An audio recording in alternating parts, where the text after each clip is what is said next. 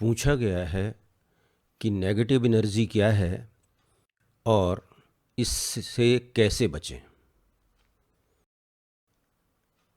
ये प्रश्न आजकल सभी के दिल और दिमाग पर छाया हुआ है।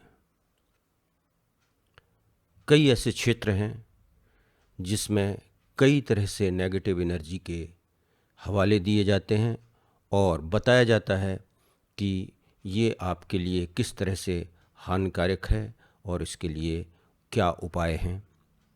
और मनोवैज्ञानिक तौर पे इस तरह से काउंसलिंग की जाती है कि आप उन चतुर व्यवसायियों की योजना में फंस जाते हैं और जैसा वो चाहते हैं उस तरह से आप उसके निदान ढूंढने लगते हैं।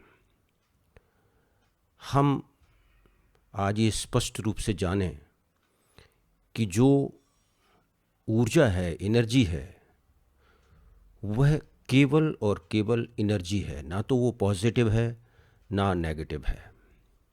हम उस ऊर्जा का उपयोग सुनिश्चित जब करते हैं तो ऐसे कार्यों के लिए, ऐसी चीज़ों के लिए जहाँ वो ऊर्जा हमारे स्वयं के आत्म कल्याण के लिए या लोक कल्याण के लिए उपयोग में लाई जाती है, उसको ऐसा मानते हैं कि ये पॉजिटिव एनर्जी है। हमारे सोच विचार जब ऐसे दिखने लगते हैं कि हम सकारात्मक या लोक कल्याण की व्यवस्था को पोषित करते हुए नज़र आते हैं तो मान लिया जाता है कि ये पॉजिटिव एनर्जी है। और जब हम हर ऐसी स्थिति में भयग्रस्त होकर के और लोक कल्याण के विरुद्ध या विपरीत आचरण करने लगते हैं, अपने आत्म कल्याण के विरुद्ध आचरण करने लगते हैं, तो ये हमारी हर प्रकार से हानि करता है। ये विचार ही हमारे लिए हानिकारक होता है और इसका फ़ायदा उठाते हैं चतुर व्यवसायी जो नेगेटिव एनर्जी के नाम पर बहुत सी चीज़ों में आपका ब्रेन वॉश करते हैं और अपने हित साधते हैं।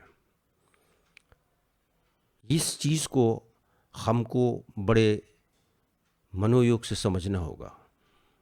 ऊर्जा सतत उत्पन्न हो रही है और उसका अपना स्वरूप बदल रहा है। हम अपने जीवन के उत्थान में उसका कैसे उपयोग करें, उसको कैसे संचय करें और उससे अपने जीवन को और लोक जीवन को स्वस्थ और विकसित कर पाएँ, ये हमारे अपने कौशल पर निर्भर करता है। और जैसे जैसे हम इस तरह से विचारवान होते हैं कि हम लोक हित, लोक कल्याण, आत्म कल्याण में उस ऊर्जा का सदुपयोग करते हैं, तो ये जो भाव रहता है ये हमारा सकारात्मक पक्ष प्रबल करता है, मजबूत करता है और हम अपने मन को भय मुक्त कर पाते हैं। क्योंकि जो भी है वो जैसे जैसे हमारा मन इन सारी शंकाओं आशंकाओं में भयग्रस्त होता है, हम कमज़ोर होने लगते हैं, हम अपनी आत्मबल को खो देते हैं और ऐसे चक्रव्यूह में फंस जाते हैं जहाँ से निकलने के लिए हम अपना धन, समय और मानसिक शांति खो देते हैं। हमको विवेकपूर्ण तरीके से इन सब चीज़ों को समझना पड़ेगा और जानना पड़ेगा कि हम किस तरह से ये जो नेगेटिव एनर्जी, पॉजिटिव एनर्जी और नेगेटिव एनर्जी के जीवन में प्रभाव कहीं और से प्रक्षेपित नहीं होते हैं। सारा कुछ आपके अंदर है। कहीं कोई वस्तु, व्यक्ति या परिस्थिति आपको जब तक प्रभावित नहीं कर सकती जब तक कि आप स्वयं में भयाक्रांत, भयग्रस्त, शंकाग्रस्त या आत्मबल के निम्नतम लेवल पर ना पहुँचें, निम्नतम स्तर पर ना पहुँचें।